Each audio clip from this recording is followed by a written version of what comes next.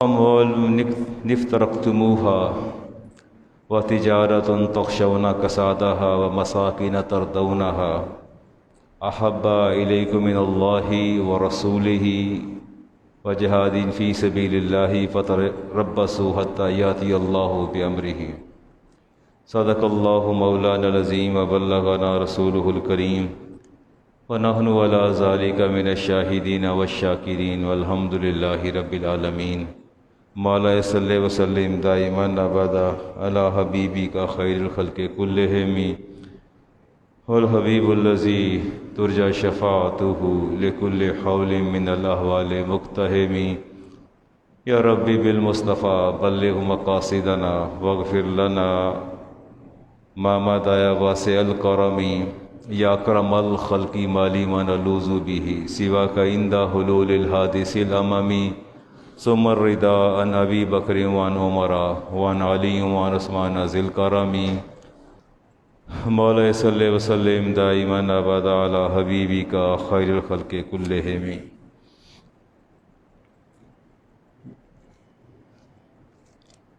یہ سوال ہے جی، غلام محمد پرویز کون تھا اور پرویزی خیالات کیا ہیں؟ یہ منکر حدیث تھا۔ یہ غلام احمد پرویز منکر حدیث تھا، اور یہ پرویزی فرقہ جو ہے حدیث کا انکار کرتا ہے، یہ اپنی تعلیمات کا انحصار قرآن پہ کرتے ہیں، لیکن قرآن بھی بغیر حدیث کے سمجھ نہیں آتا۔ اچھا، قرآن بغیر حدیث کے سمجھ آ جاتا ہے؟ آپ کو آتا ہے؟ عبداللہ امرش آتا ہے سمجھ؟ یہ آپ آج کیا کرنے آئے ہیں یہاں؟ جمعہ پڑھنا ہے، جمعہ ادا کرنا ہے۔ کتنی رکعت پڑھیں گے؟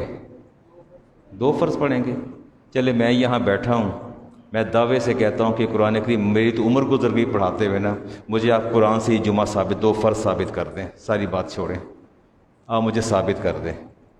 میں یہ محراب اور ممبر چھوڑ جاؤں گا اگر آپ مجھے قرآن سے ثابت کر دیں کہ جمعے کے 2 فرض ہیں۔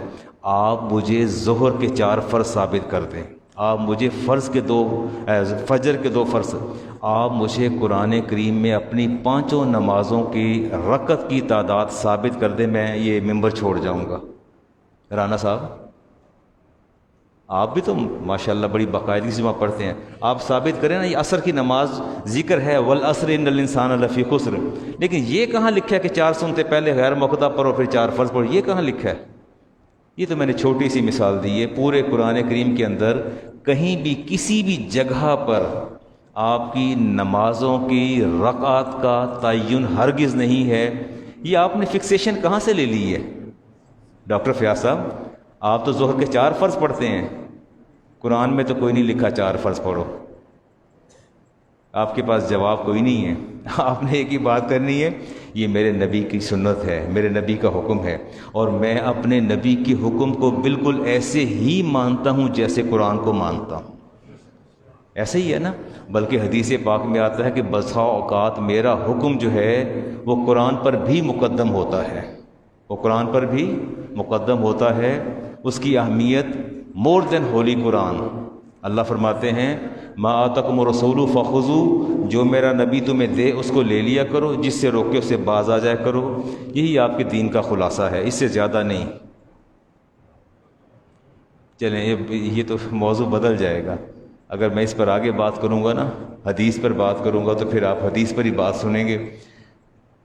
14 اگست تھی جی، میں نے 13 اگست کو جمعہ پڑھایا، تو میں نے اس میں 2 حصوں میں ڈیوائیڈ کر دیا تھا جمعے کو۔ پہلا حصہ اہل بیت اطہار، امام حسین، شہدائے کربلا پر بات کی میں نے 20-25 منٹ، اور باقی میں نے کریشن آف پاکستان، اس پر میں نے بات کی تھی۔ چلیں اب میں سمجھتا ہوں کہ شاید یہ موضوع ناتمام تھا، کہ 20-25 منٹ آج مزید بات کر لیتے ہیں اہل بیت اطہار کے حوالے سے۔ سورۃ توبہ کی آیت ہے، اور میرا خیال ہے یہ آیت ہمیں سمجھ آ جائے تو پوری زندگی اس کا تعین جو ہے وہ از خود ہو جاتا ہے۔ کل ان کانا آباؤکم، اے محبوب آپ فرما دیجئے کہ اگر تمہارے باپ و ابناؤکم تمہارے بیٹے و اخوانکم تمہارے بھائی، یہ 2 بھائی بیٹھے ہیں سامنے، وازواجکم تمہاری بیویاں، وعشیرتکم تمہارا پورا خاندان، واموال اقترفتموها وہ مال جو تم اس کو کماتے ہو، وتجارت تخشون کسادہا تمہارا بزنس جس کی انفلیشن، جس کا ڈکلائن، جس کا رائز جو ہے تمہیں ہر وقت فکر رہتی ہے، ومساکن تردونہا تمہارے شاندار گھر، خوبصورت گھر، احب الیکم من اللہ ورسولہ تمہیں اللہ سے زیادہ پسند ہیں، اللہ کے رسول سے زیادہ ان سے محبت ہے، اور جہاد فی سبیل اللہ سے، فتربصوا اللہ فرماتے ہیں پھر تھوڑا سا انتظار کر لو، تھوڑا سا انتظار کرنا ہے آپ نے،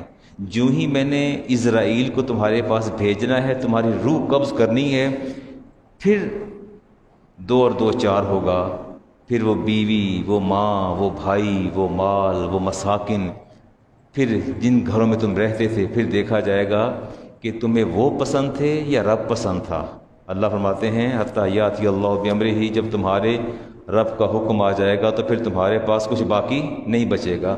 اللہ کی سرتہ بقدم شان ہے یہ بات حب رسول کی ہو رہی ہے، اللہ کی سرتہ بقدم شان ہے یہ، انسا نہیں انسان، وہ انسان ہے یہ، قرآن تو ایمان بتاتا ہے انہیں، قرآن یہی کہتا ہے نا کہ آپ کا ایمان کامل ہوتا ہے محمد الرسول اللہ کہنے پر۔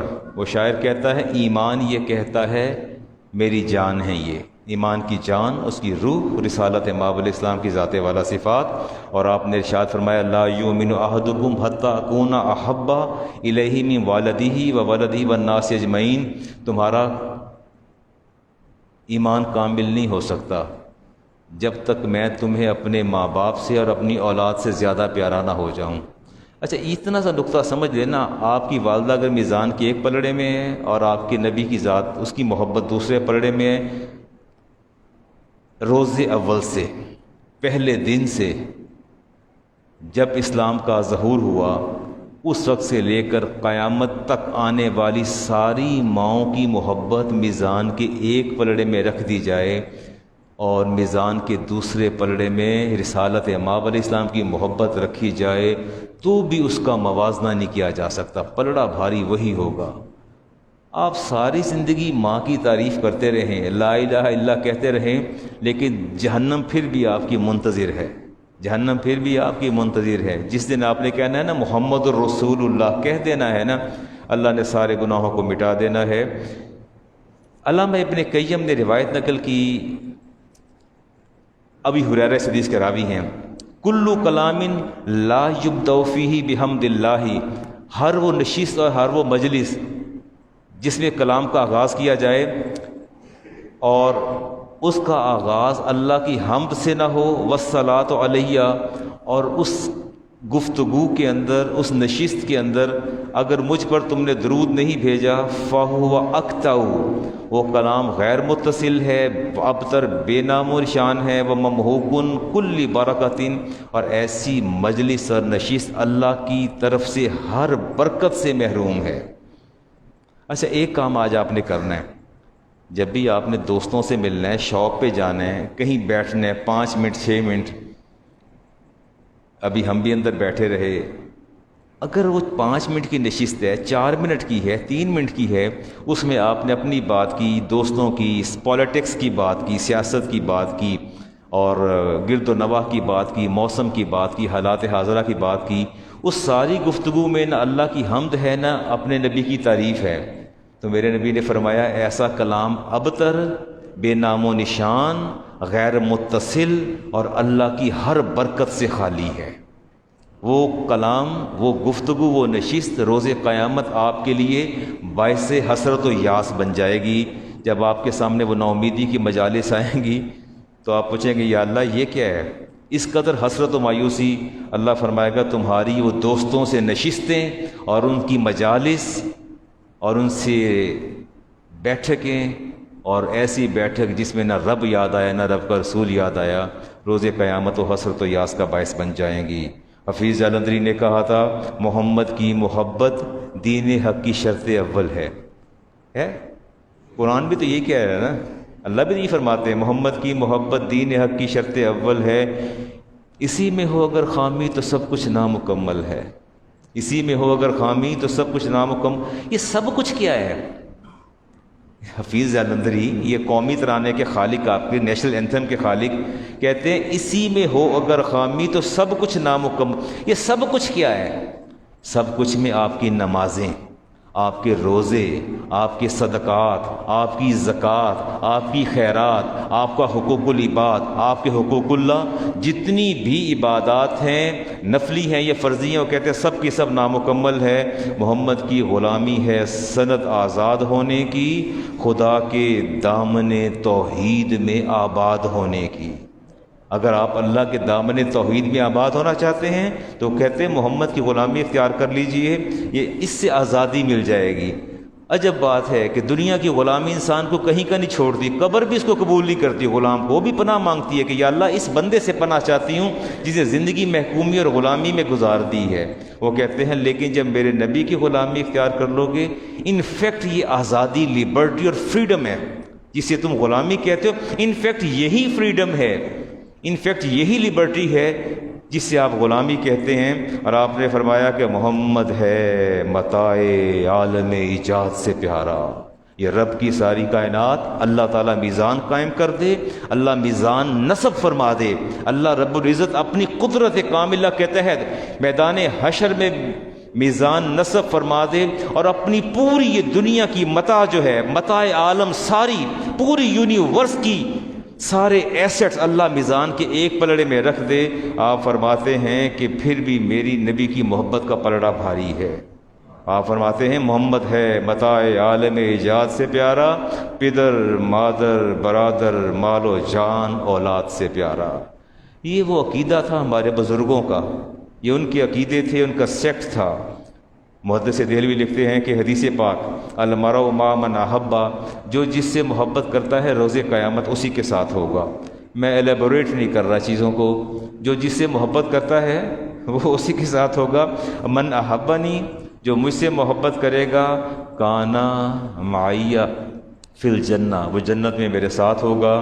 اور ابن ماجہ کی روایت واللہ لا يدخل قلب رجل الایمان، خدا کی قسم کسی مومن کے دل میں، بندے کے دل میں ایمان داخل نہیں ہو سکتا حتی یحبہم للہ ولقرابتہم منی، جب تک وہ مجھ سے اور میری قرابت سے، میری قرابت میرے اہل بیت اور میرے متعلقین سے محبت نہ کر لے، اس وقت تک اس کے دل میں ایمان داخل نہیں ہو سکتا۔ ایمان کا داخل ہونا اور چیز ہے اور ایمان کا ہونا اور چیز ہے۔ فرمایا احبو، امام ترمذی کی روایت، احبو اہل بیت لحبی، آپ نے فرمایا کہ میرے اہل بیت سے محبت کرو، کس کی خاطر؟ آپ فرماتے ہیں لحبی، میری خاطر، میری خاطر میرے اہل بیت سے محبت کرو۔ یہی محبت کا قرینہ ہے۔ امام ترمذی کی روایت، آیت تطہیر جب نازل ہوئی تو رسالت مآب علیہ السلام نے خاتون جنت شیر خدا اور حسنین کریمین کو اپنی چادر میں لیا اور فرمایا اللہم ہؤلاء اہل بیتی۔ اچھا یہاں ایک بڑا المیہ ہے، اللہ تبارک و تعالیٰ نے، اچھا آپ اہل بیت سے کیا مراد لیتے ہیں؟ آپ کے نزدیک اگر میں پوچھ لوں، انصر صاحب آپ سے پوچھ لوں، افتخار صاحب سے پوچھ لوں، باقی لوگوں سے، کہ آپ کی اہل بیت کہتے ہیں گھر کو، اور اہل کہتے ہیں جو گھر کے رہنے والے ہوں، جو اس خصوصیت پر پورے اترتے ہوں۔ اہل بیت سے آپ، عمران صاحب آپ کے اہل بیت سے کیا مراد ہے؟ تو کیا میں آپ کے صاحبزادے اور صاحبزادی کو اہل بیت میں شمار کر کے آپ کی زوجہ کو باہر نہ نکال دوں کہ یہ اہل بیت میں نہیں ہے؟ ممکن ہے؟ نہیں نا ممکن۔ رانا صاحب ذرا آپ نکالیے گا، بیگم چاہیے تیرا میرا کوئی تعلق نہیں، اے بچے میرے نے تے اسی سارے اہل بیت، تو باہر چل۔ پھر اس کے بعد گھر گھس کے دکھائیے گا مجھے آپ گھر میں کیسے تشریف لے جاتے ہیں۔ المیہ ہے ہمارا کہ جو گھر والیاں ہیں ان کو اٹھا کے باہر رکھ دیا ہم نے کہ تمہارا اہل بیت سے کوئی تعلق نہیں، اور کہا یہ اولاد اہل بیت ہے۔ لیکن سوال یہ پیدا ہوتا ہے کہ اولاد اللہ نے دی کس کے صدقے؟ دیکھنا تو یہ ہے نا سورس کون سا تھا جہاں سے اولاد جنریٹ ہوتی ہے۔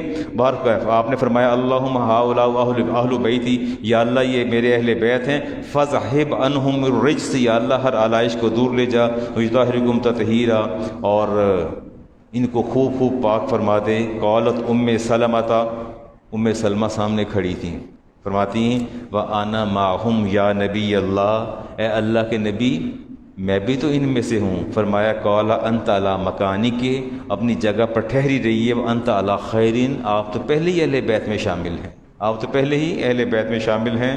اہل بیت اطہار سے خارج نہیں کیا جا سکتا جی۔ رسالت امام علیہ السلام نے ارشاد فرمایا کہ مجھ پر ناقص درود نہ بھیجا کرو، مجھ پر کون سا درود نہ بھیجا کرو؟ ناقص درود نہ بھیجا کرو۔ آپ سے پوچھا گیا سر یہ ناقص درود کیا ہوتا ہے؟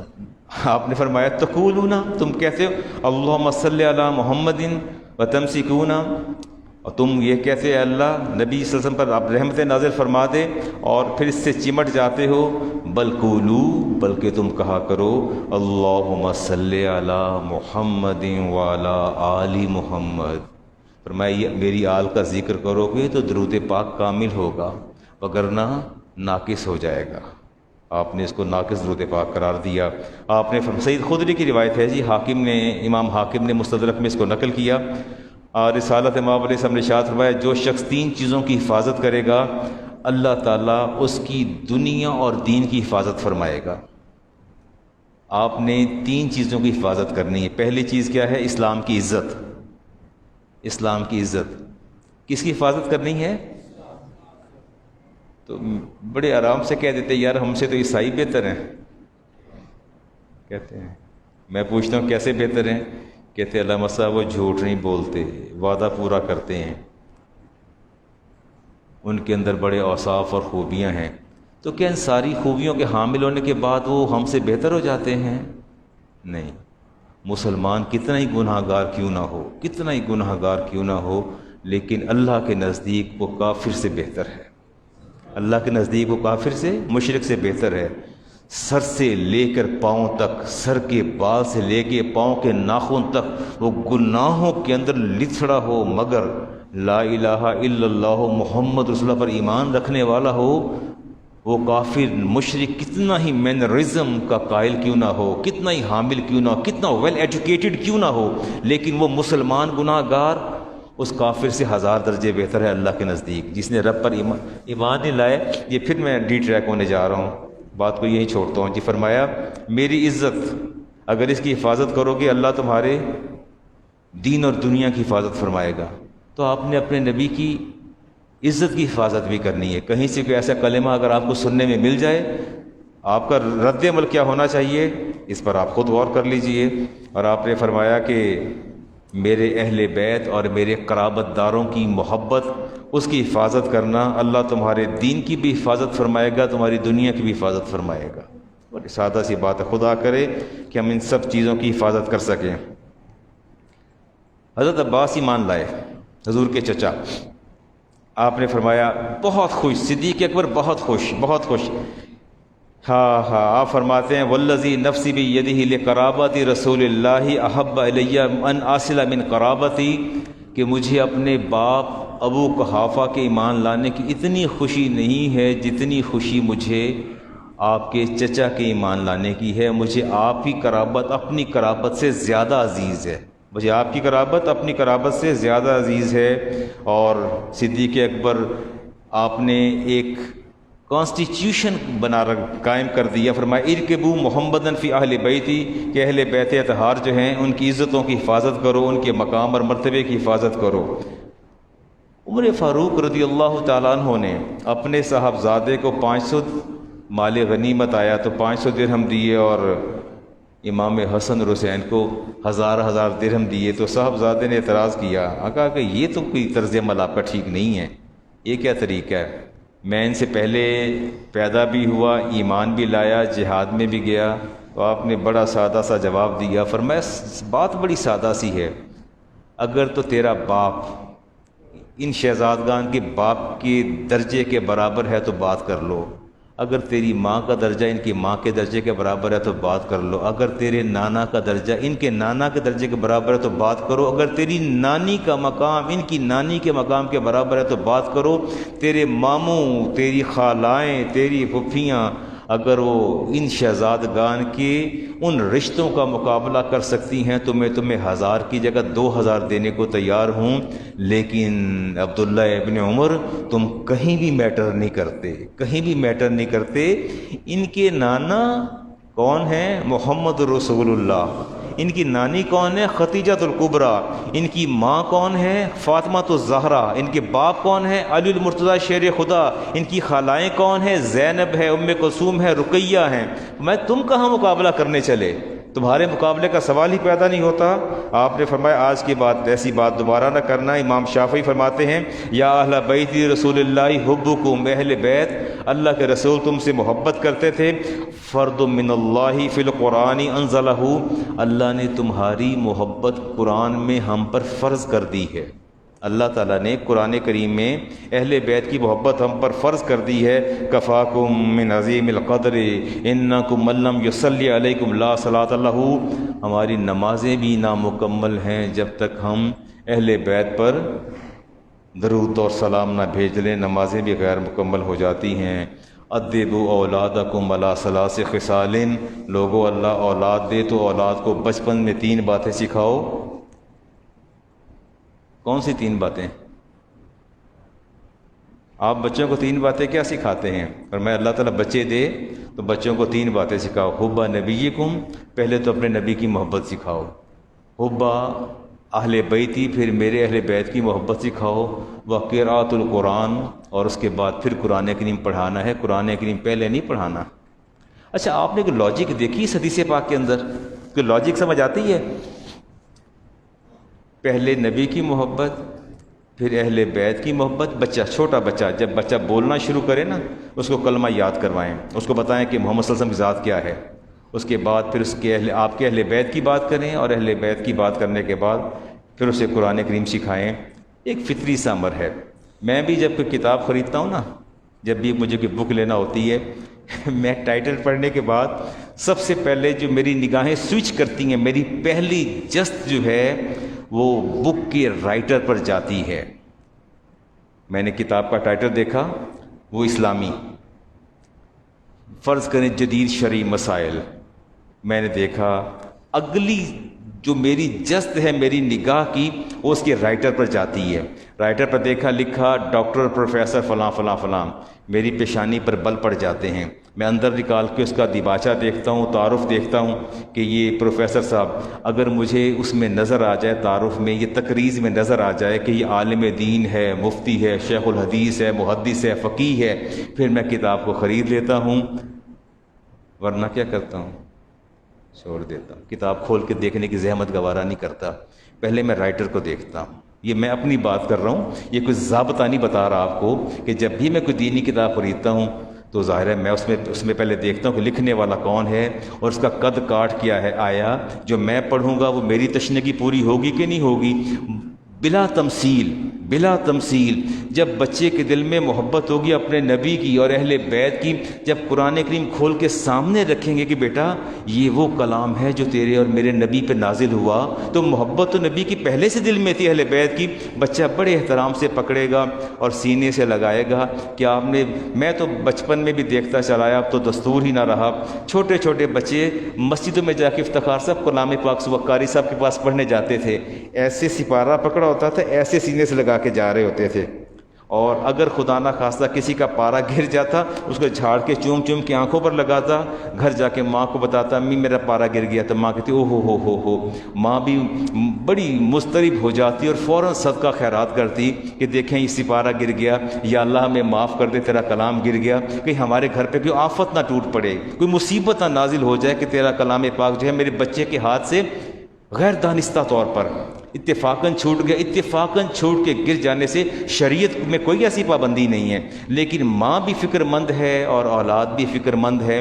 اصل میں اس کی بنیادی وجہ یہ تھی کہ ہماری ماؤں نے ہمیں شروع سے اپنے نبی کی محبت سکھائی اور اہل بیت کی محبت۔ اس کا معیار جب میں استدلال دیکھتا ہوں صحابہ کبار کی حیات سے تو میں حیران رہ جاتا ہوں۔ علی المرتضیٰ شیر خدا آپ تشریف فرما تھے تو آپ کی زوجہ خاتون جنت اور دونوں صاحبزادے، تو آپ نے فرمایا کہ علی آپ چاروں جنتی ہیں، آپ چاروں کیا ہیں؟ جنتی ہیں۔ قل تو یا رسول اللہ فمحبنا، یا رسول اللہ جو ہم سے محبت کرے گا، قال من ورائکم، فرمایا اعمال صالح بھی کرے وہ تمہارے پیچھے پیچھے وہ بھی جنت میں آ جائیں گے۔ بڑی سادہ سی بات بتائی۔ صحابہ کرام کی آپس میں رشتہ داریاں بڑی زبردست تھیں، صحابہ کرام اور اہل بیت کی رشتہ داریاں تھیں آپس میں. آج تو یہ ابھی کل عاشور گزرا ہے، میں ابھی شاید بات کروں گا آپ سے. بہت سے میرے اپنے ہم مسلک اور بہت سے اپنے جاننے والے وہ مجلس کے اندر دعاؤں میں شریک ہوئے ہیں، اور مجھے انہوں نے بڑے فخر سے بتایا کہ الحمدللہ راتی اسی دعا شامل ہو کے آئے ہیں. تو میں نے پوچھا وہ کون سی دعا تھی اس میں شامل ہو کے آئے ہو؟ کہتے ہیں وہ ایک عاشورہ کی رات ایک دعا مانگی جاتی ہے، اس دعا کو مانگنے کے بعد بندہ 1 سال تک بندے کو موت نہیں آتی اور وہ بیمہ ہو جاتا ہے لائف کا، لائف انشورڈ ہو جاتی ہے لائف. میں نے کہا وہ دعا مانگ کے آئے ہیں اور دعا اب 1 سال تک موت نہیں آئے گی. 1 سال تک کیا نہیں آئے گی؟ بڑے خوش ہے دعا مانگ کے آ کے، اور مجھے بتایا کہ یار تم ہی کدی چلا جائے کر. میں کہ بالکل ٹھیک ہے، بالکل صحیح ہے.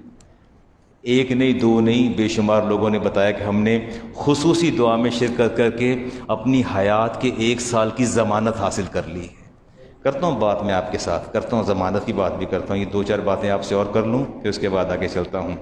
اچھا آپ یہ فرمائیے کہ جب خلیفۃ الرسول صدیق اکبر کا وصال ہوا تھا، آپ کا انتقال ہو گیا، وصال ہو گیا، تو آپ کی بیوہ سے شادی کس نے کی تھی پتہ ہے آپ کو؟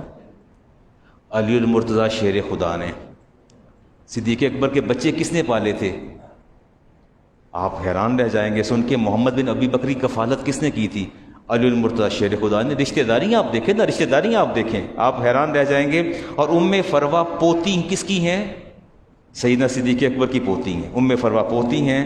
اور نکاح کس سے ہوا؟ محمد بن علی بن حسین.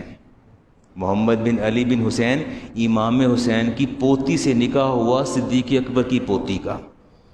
ٹھیک ہے، اب میں رشتوں میں نہیں پڑھتا، اتنی ڈیپتھ ہے رشتوں کے اندر کہ آپ نے پریشان ہو جانا کہ ان کی اتنی محبتیں تھیں آپس میں کہ نام بھی خلفائے راشدین کے نام پہ، اولادوں کے نام بھی، اور رشتہ داری ایسی پیچیدہ رشتہ داریاں تھیں کہ لگتا نہیں تھا کہ درمیان سے کوئی ایک تنکا بھی گزر جائے. ابی ہریرہ رضی اللہ عنہ فرماتے ہیں ما رأیت حسنا، کبھی بھی ایسا نہیں ہوا کہ میں نے امام حسن کو دیکھا قط الا فادت عینایا دموع، میں جب بھی امام حسن کو دیکھتا ہوں تو میری آنکھوں سے آنسو جاری ہو جاتے ہیں. ابی ہریرہ موجود تھے. سعید بن ابی سعید فرماتے ہیں کہ بیٹھے اپنا کام کر رہے تھے، امام حسین تشریف لائے، سلام کیا اور آگے گزر گئے. اور تھوڑی دیر بعد پوچھتے ہیں ابھی کون آیا تھا؟ انہوں نے کہا امام حسین تشریف لائے تھے. ابھی ہریرہ ننگے پاؤں پیچھے بھاگتے چلے گئے اور قدموں کو چھوا. ابھی ہریرہ نے چھوٹے سے بچے کے قدموں کو چھوا، کہا میں معافی چاہتا ہوں، میں دیکھ نہیں سکا کہ آپ تشریف لائے ہیں، اور وگرنہ کیسے ممکن تھا کہ آپ آتے میں سلام نہ کرتا، لیکن میں آیا ہوں، آپ کی خدمت میں حاضر ہوا ہوں. تو آپ کو ایک بات بھی بتاتا چلوں، سمعت رسول اللہ علیہ السلام، میں نے خود ان کانوں سے اللہ کے رسول کو سنا، میں ان ابنی ھذا سید، اے ابی ہریرہ یہ میرا بیٹا میری پوری امت کے جوانوں کا سردار ہوگا. فرمایا یہ میں پیغام آپ کو دے کے جاتا ہوں تاکہ میری غلطی کا ازالہ، میری کوتاہی کا ازالہ ہو جائے. رسالت امام علیہ السلام نے ارشاد فرمایا کہ تم دوسروں کی تعظیم کے لیے کھڑے نہ ہوا کرو، لیکن جب میرے حسنین کریمین کی اولاد تمہارے سامنے آ جائے تو اس کے احترام میں کھڑے ہو جایا کرو. عمر فاروق فرماتے ہیں کہ رسالت امام علیہ السلام کے ساتھ باقی صحابہ بھی موجود تھے. مسجد نبی سے باہر نکلے، آپ گھر تشریف لے جا رہے تھے، قریبی تو گھر تھا، حجرہ تھا. امام حسین مٹی میں بیٹھے تھے، گلی کچی گلیاں تھیں، چھوٹا سا بچہ آپ کے ساتھ کھیل رہا تھا. دونوں بچے کھیل رہے تھے، 4 سال کے تھے، 5 سال کے، 4 سال کے. تو آپ نے سب سے پہلے اس بچے کو اٹھایا. اچھا آپ دیکھیں، ایک طرف آپ کے جگر کا ٹکڑا ہے جس سے آپ فرماتے ہیں کہ یہ میری اولاد ہے، میری نسل اس سے چلے گی. جو چھوٹا بچہ ساتھ کھیل رہا ہے اس کو اپنے گود میں اٹھا لیا. صحابہ کہتے ہیں کہ سارے کپڑوں پر مٹی لگ گئی، آپ اس کے پاؤں بھی جھاڑ رہے ہیں، بچے کو بوسہ دے رہے ہیں اور سینے سے لگا کے فرماتے ہیں صحابہ تم گواہ رہنا روز قیامت میں اس بچے کی بھی شفاعت کروں گا اور اس کے والدین کی بھی شفاعت کروں گا. ہم نے پوچھا کیوں؟ فرمایا تم نے دیکھا نہیں میرے حسین کا دل بہلا رہا ہے؟ کیا تم نے غور نہیں کیا کہ یہ بچہ میرے حسین کا دل بہلا رہا ہے؟ میں کہتا ہوں جنہوں نے امام حسین کا دل بہلایا ان کے لیے اللہ کے رسول نے اپنی شفاعت کا مژدہ سنا دیا، تو جنہوں نے دل دکھایا ہے آپ دیکھ لیجیے. صدیق اکبر، نسائی کی حدیث عقبہ بن حارث جو ہیں، آپ فرماتے ہیں کہ شیر خدا اور خلیفۃ رسول صدیق اکبر دونوں اکٹھے باہر آئے، نماز ادا کی. گلی میں امام حسن سے ملاقات ہو گئی. چھوٹے بچے آپ نے گود میں اٹھا لیا، 6 سال کے تھے، گود میں اٹھایا اور سینے سے لگا لیا، اور لگانے کے بعد فرمایا کہ میرے ماں باپ تجھ پر قربان ہو جائیں، اے شہزادہ رسول، تیرا تو آپ کے بدن کا تو ہر جزو اللہ کے رسول کے مشابہ ہے، ساری مشابہت محمد رسول اللہ کی ہے، علی المرتضیٰ کا تو شائبہ تک نظر نہیں آتا آپ کے اندر۔ اور آپ مسکرا رہے تھے، آپ مسکرا رہے تھے۔ اس کو اور طرح سے دیکھیے، اور طرح سے دیکھیے۔ ابھی کوئی 5-6 دن پہلے مجھے کسی نے کہا کہ میں ساکس اتار کے بیٹھا نا، تو میرا ایک شاگرد کہتا ہے کہ استاد جی، ویسے مجھے دیکھ کے کہتا ہے کہ آپ کے پاؤں اور احمد کے پاؤں، آپ کے صاحبزادے کے بالکل ایک جیسے ہیں، بڑی زبردست ریزیمبلنس ہے، آپ کا انگوٹھا، اس کے انگوٹھے کے اوپر مول، تل کا نشان، اس کی شیپ، پاؤں کی بڑی شیپ جو ہے وہ بالکل اس جیسی ہے۔ تو میں ایسے بیٹھا، میں بیٹھ کے تھوڑا سا پیچھے ریلیکس ہو گیا، میرے چہرے پر مسکراہٹ آ گئی، دیکھا نا میرا بیٹا ہے مجھ سے کتنا مشابہ ہے۔ اولاد ہمارے مشابہ قرار دی جائے تو راحت اور خوشی میسر آتی ہے۔ سیدنا صدیق اکبر نے شیر خدا کے سامنے فرمایا کہ تیرا، آپ کا ایک بھی باڈی آرگن جو ہے شیر خدا سے مشابہ نہیں، بلکہ آپ شبیہ مصطفیٰ کریم علیہ السلام ہیں۔ اور شیر خدا مسکرا رہے تھے۔ سیدنا عمر فاروق نے بچوں کو، مدینے کے بچوں کو لباس پہنایا، سب کو لباس پہنائے، لیکن جب سب سے پہلے باری آئی امام حسنین کریمین دونوں کی، جب باری آئی تو ایک لباس، 2 لباس سارٹ آؤٹ کرتے گئے، سب کو لباس پہنا دیے، اور فرماتے ہیں کہ مجھے اس میں ایک بھی ملبوسات میں سے ایک بھی ایسا نظر نہیں آیا جو ان کی شان کے لائق ہو۔ یمن سے آپ نے قاصد بھیج کے، بندہ بھیج کے وہاں سے لباس منگوا کے صاحبزادگان شہزادگان کو پہنائے، یہ ان کی محبت تھی۔ ابی ہریرہ کو بھی میزم کہتے ہیں کہ میں نے اپنی آنکھوں سے دیکھا کہ وہ قدموں کی مٹی جھاڑ رہے تھے، امام حسین کی قدموں کی مٹی جھاڑ رہے تھے گود میں بٹھا کے۔ ایسی محبتیں۔ اور بس یہ آخری بات کر کے آگے بات کو لے کے چلتا ہوں۔ ایران فتح ہو گیا اور فہرست بھی آ گئی، میں نے کئی دفعہ بات پہلے بھی سنائی آپ کو۔ اچھا یہ بات یاد رکھیے، امام حسین نے اپنی عمر کے 56-57 سال کس میں گزارے ہیں پتہ آپ کو؟ مدینہ میں گزارے ہیں، صحابہ کے ساتھ گزارے ہیں، اور کمال کے گزارے ہیں۔ فہرست مرتب کی، اس فہرست میں جب خلیفۃ المسلمین کو لسٹ دی گئی نا، امیر المومنین کو، اس فہرست کے اندر جن کو مال غنیمت ایران سے آیا دیا جانا تھا، ان میں top of the list head of the state کا نام تھا۔ اور کرینہ بھی یہی ہے کہ جو یہاں بھی تو ایسا ہوتا ہے، اگر میں آپ کے درمیان بیٹھ جاتا ہوں، ہم سب لوگ یہاں تشریف فرما ہیں، اور جب کھانے کی باری آئے گی تو کھانا دینے والا بھی جو لے کے آ رہا ہے، اور جو باقی ایڈمنسٹریشن اور جو باقی لوگ موجود ہیں، ان سب کی انگلیاں اٹھے گی کہ یار ادھر پہلے لے کے جا، علامہ صاحب بیٹھے ادھر لے کے جا۔ کرینہ اور قاعدہ یہ ہے نا، ضابطہ یہ ہے۔ کرینے کے مطابق ہیڈ آف دا اسٹیٹ کا نام اوپر لکھ دیا گیا۔ وہ چند الفاظ سن لیجئے گا جو سیدنا عمر فاروق نے فرمائے، اور سنہری حروف میں لکھے جانے چاہیے۔ امیر المومنین کے الفاظ، آپ ان کی محبت یہ کہتے ہیں، عبد الرحمن بن عوف لے کے آئے، لسٹ لے کے آئے، تو آپ نے دیکھا تو اوپر آپ کا نام لکھا تھا، فرمایا اکتب الناس علی منازلہم۔ ابن عوف تیرا برا ہو، یہ کیسی فہرست تیار کی ہے؟ اکتب الناس علی منازلہم، لوگوں کے نام ان کے مرتبے کے مطابق لکھو، لیکن ابداؤ بقرابت نبی علیہ السلام، لیکن میں تمہیں حکم دیتا ہوں کہ لوگوں کے مراتب اور مدارج کے مطابق درج کرنے سے پہلے جن کی فہرست، جو سر فہرست نام ہوں گے، وہ قرابت مصطفیٰ کریم علیہ السلام کے نام ہوں گے۔ فرمایا فالاقرب فالاقرب، الاقرب فالاقرب، جو سب سے پہلے نبی پاک علیہ السلام کے قریب ہے پہلے ان کا نام آئے گا، پھر جو قریب ہے، پھر جو قریب ہے، پھر جو قریب ہے۔ فرماتے حتی تدعو عمر حیث وضع اللہ تعالی، اور عمر کو اسی جگہ پر رکھنا جہاں اس کو رب نے رکھا ہے، عمر کو وہیں رکھنا، یہ خلیفۃ المسلمین ہے۔ فرماتے ہیں عمر کو وہاں رکھو جہاں رب نے رکھا ہے۔ اگلی بات سنیے، واللہ ما ادرکنا الفضل، فضل فی دنیا، خدا کی قسم دنیا میں ہمیں جو فضیلت ملی ہے، ولا ما نرجو من الآخرۃ من ثواب اللہ، اور میں خدا کی قسم کھا کے کہتا ہوں کہ عمر کو آخرت میں جو بھی ثواب ملنا ہے، الا ما عملنا الا بمحمد، جو بھی ثواب ملنا ہے، جو دنیا میں فضیلت ملی اور جو اپنے اعمال پہ، یہ بڑی مشکل بات ہے، بہت مشکل بات ہے، اس کو ہضم کرنا بڑا مشکل ہے۔ یہ آپ کی نمازیں، آپ کے روزے، آپ کی حج، زکوٰۃ، صدقات، حقوق العباد، یہ عبادتیں ہیں نا. عمر فاروق فرماتے ہیں خدا کی قسم مجھے ان عبادتوں کا ثواب اللہ نے نہیں دینا، اگر دینا ہے الا بمحمد تو میرے نبی کے صدقے ثواب دے گا، ورنہ اللہ اجر نہیں دے گا. یہ عمر فاروق کا عقیدہ ہے. آپ کیا سمجھتے ہیں میں نے نماز پڑھی میں نے خود سے اجر حاصل کر لیا؟ ادھر نماز کہتے نہیں، کہتے واللہ من ثواب اللہ علی ما عملنا الا بمحمد. عمر کو اللہ نے آخرت میں کسی نیکی کا اجر دیا بھی تو اپنے نبی کے صدقے دے گا، وگرنہ اجر نہیں دے گا، وگرنہ اجر نہیں دے گا. فہو شرفنا، فرماتے ہیں محمد صلی اللہ علیہ وسلم ہمارا شرف ہے، ہماری بزرگی ہیں. وقومہ اشرف العرب، اور آپ کی قوم قریش بنو ہاشم پورے عرب میں سب سے افضل ہیں. ثم الاقرب فالاقرب، اس کے بعد جو آپ کے جتنے نزدیک ہے اتنا ہی محترم، مکرم اور محتشم ہے.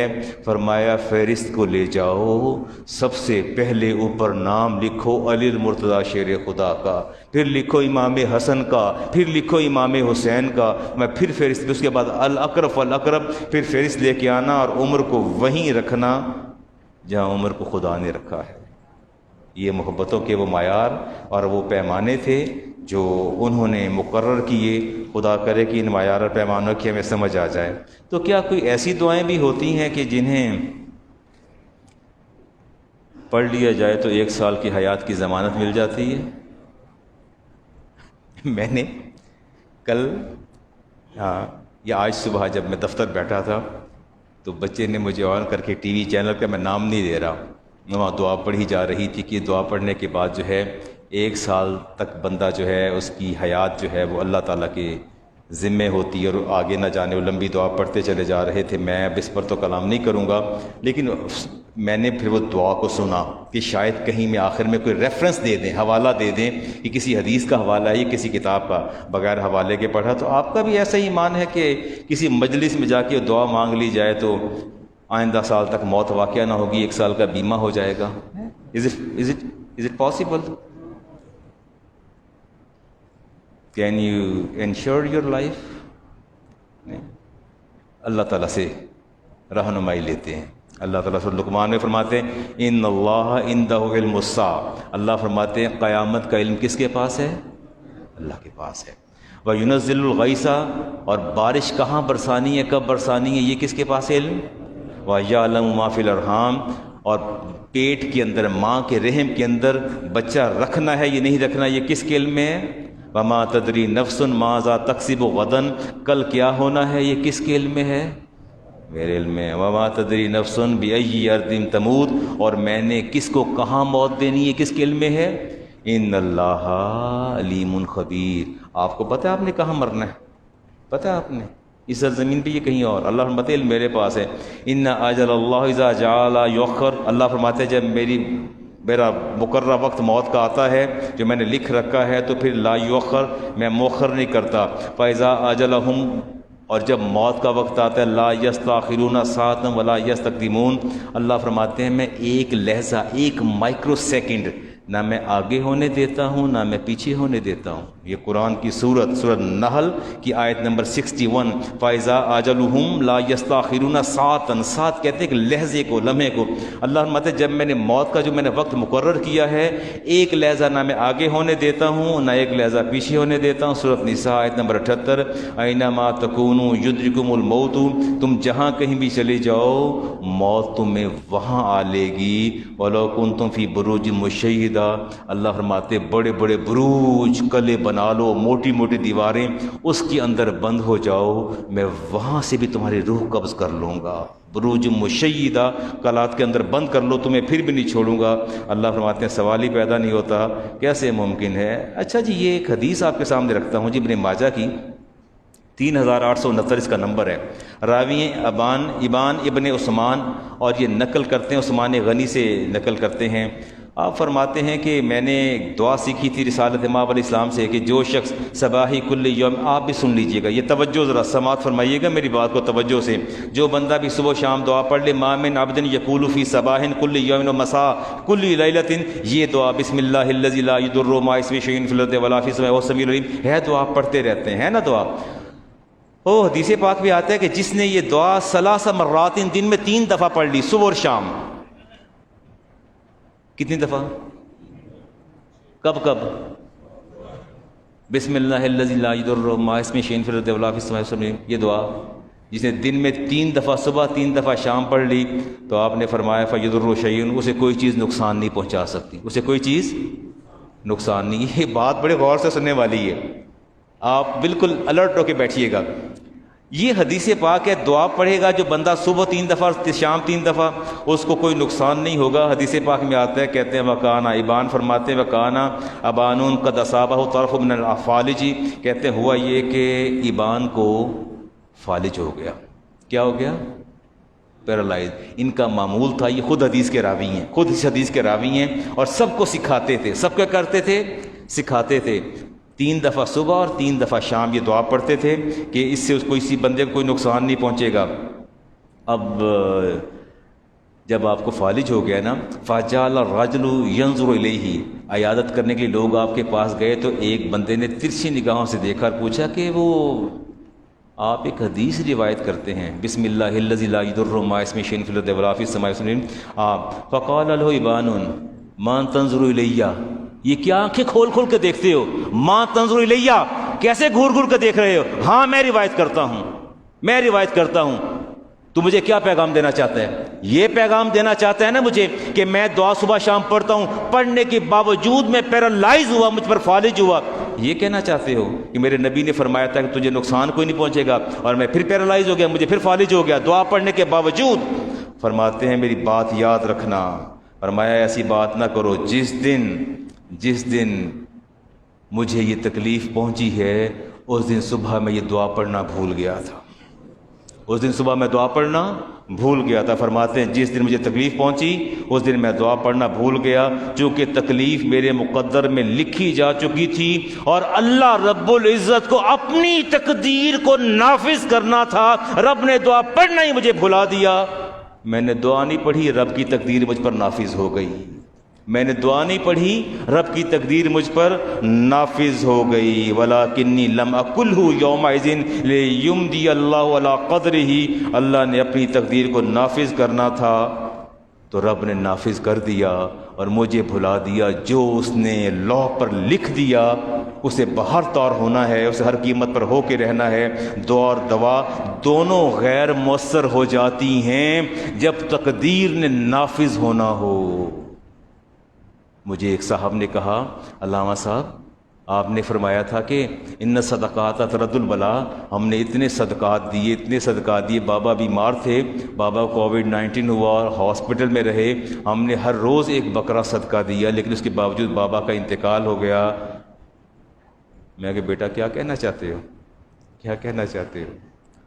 میں نے کہا تم نے جو کچھ دیا، بات صرف اتنی ہے کہ دوا غیر مؤثر ہو جائے تو پیسہ بھی جاتا ہے اور محنت بھی جاتی ہے، لیکن دعا کبھی بھی غیر مؤثر نہیں ہوتی. دعا کبھی بھی غیر مؤثر نہیں ہوتی. یہ بات یاد رکھنا. دعا اللہ پر توکل اور اس پر ایمان مضبوط کرتی ہے. جب رب نے اپنی تقدیر کو نافذ کرنا ہو تو وہ نافذ کر کے رہتا ہے. وہ الگ بات ہے کہ اللہ تبارک و تعالیٰ اپنے بندے کو لے گیا، ایک وقت مقرر تھا، اس مقررہ وقت اللہ نے لے لیا. ہر شخص دین کی حکمت کو سمجھنے کا اہل نہیں ہوتا. آپ جتنے لوگ تشریف فرما ہیں، دین کی حکمتیں اب بیونڈ دا وزڈم ہیں، آپ کی عقل کے قرینے میں نہیں آ سکتی. بات یہ ہے کہ جب رب نے نافذ کرنا ہوتا ہے اللہ تعالیٰ اپنا فیصلے کو نافذ فرما دیتا ہے. اس سے اگلی بات میں کیا کروں جی آپ کے ساتھ، وقت بھی میرے پاس کم ہے. ایک سوال آیا تھا میرے پاس، کچھ میٹرز ہیں جی، آپ کے ایشوز، سوالات، ان کے جواب دیتا ہوں جی میں آپ کو. اچھا یہ آپ بتائیے کہ نان سرجیکل ہیئر پیچز ہوتے ہیں، آپ سے سوال کر رہا ہوں، یہ بال نہیں لگواتے؟ بال سر پر بال لگواتے ہیں نا، اس کی میرا خیال ایک تو ٹرانسپلانٹیشن ہوتی ہے. اچھا میرا یہ فیلڈ نہیں ہے بھائی، میں تو سادہ سا مولوی ہوں، میری فیلڈ نہیں ہے یہ.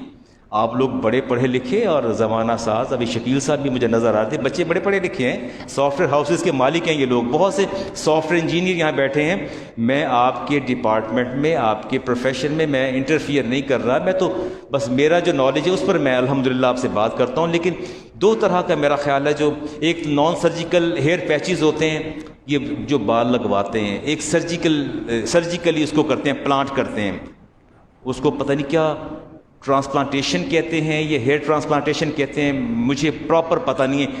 جو بھی آپ بات کو سمجھ لیجئے، ایک ہے پراپرلی بالوں کا ٹرانسپلانٹ کر دینا، سکن کے اندر، جلد کے اندر داخل کر دینا ہے ایسا، ایک ہے نان سرجیکل ہیئر پیچز ہوتے ہیں جو سر کے اوپر کسی چیز کے ساتھ چپکا دی جاتے ہیں، اینڈ آفٹر 20 اور 25 days and after 1 month they removed, اس کو بعد پھر دوبارہ کر دیا جاتا ہے۔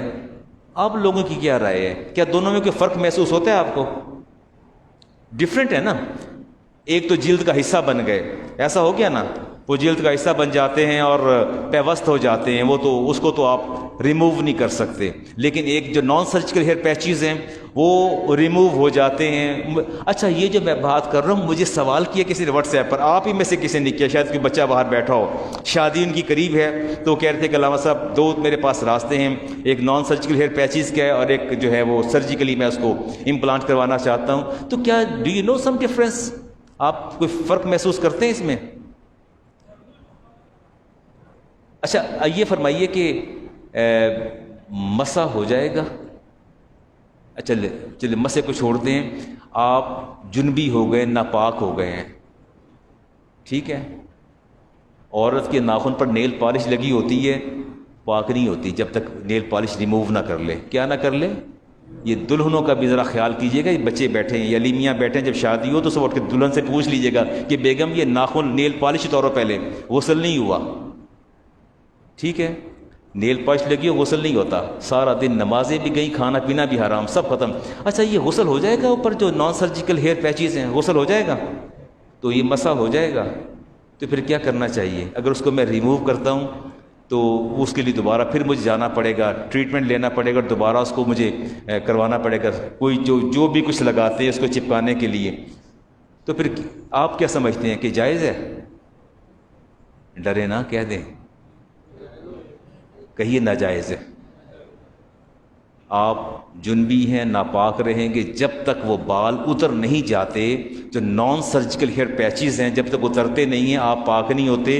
نمازیں گئیں، عبادات گئے، اور عاد و وظائف گئے، نوافل گئے، سب کچھ گیا، اور ایک نماز کا وقت گزر جائے، بندہ جنبی ہو، پانی اویلیبل ہو، بندہ نہ نہائے، تو کھانا پینا بھی حرام ہو جاتا ہے۔ کھانا پینا بھی قصداً اگر بندہ غسل نہ کرے، انٹینشنلی بندہ غسل نہ کرے، تو کھانا پینا بھی حرام ہو جاتا ہے۔ احتیاط کیجئے گا۔ میں آگے بات نہیں چھیڑتا، میرا خیال ہے بس کر دیتے ہیں، کوئی ایک چھوٹی سی بات آپ کے ساتھ کر لیتے ہیں اگر پوری ہو جائے تو۔ ایک شو روم پر ایک شخص نے جی 20 لاکھ روپے دیے ہے آپ کے کسی نمازی نے، اور انہوں نے اس سے یہ بات کی ہے کہ اس شو روم پہ جو 1 to 5 کھڑی ہے نا، کچھ کہنا چاہتے ہیں؟ 1 to 5 جب بھی یہ بکے گی، اچھا بات غور سے سنیے گا، یہ لے میں تکیہ اٹھا دیتا ہوں تاکہ اندازہ ہو جائے کہ مولانا صاحب چپ کرنے والے ہیں۔ اچھا 1 to 5 ایک شو روم ہے موٹر سائیکل کا، ٹھیک ہے، میں نے ان کو 20 لاکھ دیا ہے، انویسٹ کیا ہے، میں نے ان سے کہا یار تیری جدوں بھی 1 to 5 وکڑی ہیں تو 1000 میں نے دینا ہے، 1000 میرا پروفٹ ہے، ٹھیک ہے، از اٹ رائٹ؟ 70 بیچو، میرا کوئی کنسرن نہیں ہے، میں نے 20 لاکھ انویسٹ کر دی ہے، آپ کی جب بھی آپ کی 1 to 5 بکے گی اس پر میرا پروفٹ 1000 آپ نے مجھے دینا ہے، رائٹ؟ ٹھیک ہے، جائز ہے؟ نہیں بتانا؟ اس میں قباحت ہے، یہ سود ہے، یہ کیا ہے؟ یہ سود ہے، انٹرسٹ ہے، کلیئر کٹ انٹرسٹ ہے اس کے اندر۔ نہ تو یہ پتہ چل رہا ہے کہ میرا 1000 پروفٹ ہے تو اس کا کتنا ہے، جہاں آپ نے انویسٹ کیا پیسہ اس کا کتنا، اس کے انویسٹ کا پتہ نہیں، نہ یہ پتہ بے ہے، نہ شراء ہے، نہ مضاربت ہے، کچھ بھی نہیں ہے۔